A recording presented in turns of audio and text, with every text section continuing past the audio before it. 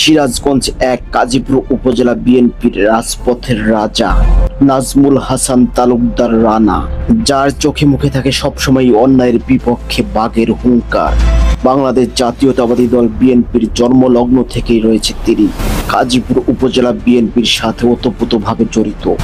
বিএনপির রাজনীতির সাথে জড়িত থাকার কারণে কাজীপুর উপজেলা আওয়ামী শাসকদের হাতে বারবার হয়েছেন তিনি নির্যাতিত, বহুবার করতে হয়েছে তাকে কারাবরণ। কাজীপুর উপজেলা বিএনপির মুখপাত্র প্রয়াত নেতা আব্দুল মজিদ মিনু সাহেবের বিশ্বস্ত ব্যক্তিত্ব ছিলেন নাজমুল হাসান তালুকদার রানা। কাজীপুর উপজেলার অন্তর্গত চরকিরিশ ইউনিয়ন বিএনপি কর্তৃক আয়োজিত সদস্য নবায়ন ও ফর্ম বিতরণ অনুষ্ঠানে তার মুখে ফুটে ওঠে অগ্নিঝরা বক্তব্য। তার বক্তব্যে তিনি ফুটিয়ে তোলেন গত 17 বছর ধরে আওয়ামী শাসকদের হাতে নির্যাতিত নিপীড়িত কাজীপুর উপজেলা বিএনপির বিভিন্ন নেতা কর্মীদের নির্যাতনের কাহিনী।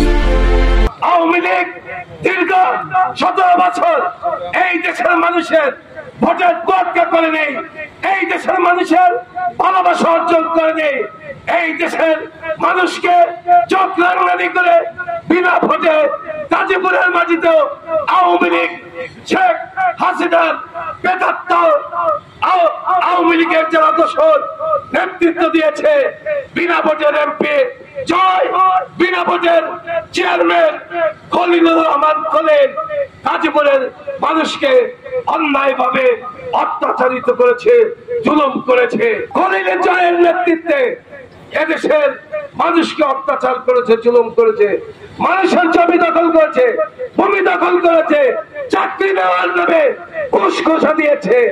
আমরা এটা বাংলাদেশের জনগণ জানে, সিরাজগঞ্জের জনগণ জানে, গাজীপুরের মানুষ, গাজীপুরের জনগণ কত অত্যাচারিত, কত নির্যাতিত এই আওয়ামী লীগের দ্বারা।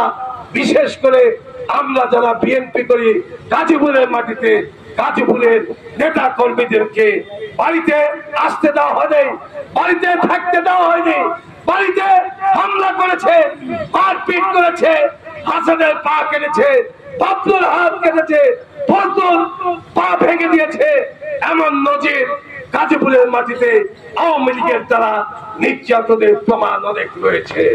প্রিয় ভাই বোনেরা আমার, আজকে সেই নিরপেক্ষ তত্ত্বাবধায়ক সরকারের অধীনে নির্বাচন ব্যবস্থার দাবিতে আমরা আপনারা সকলে আন্দোলন সংগ্রাম করেছেন না ভাই, করেছেন না? 2022 সাল থেকে হাসিনা পদত্যাগ, নির্বাচনের দাবিতে, নিরপেক্ষ নির্বাচনের ভোট অধিকারের দাবিতে আমাদের নেতা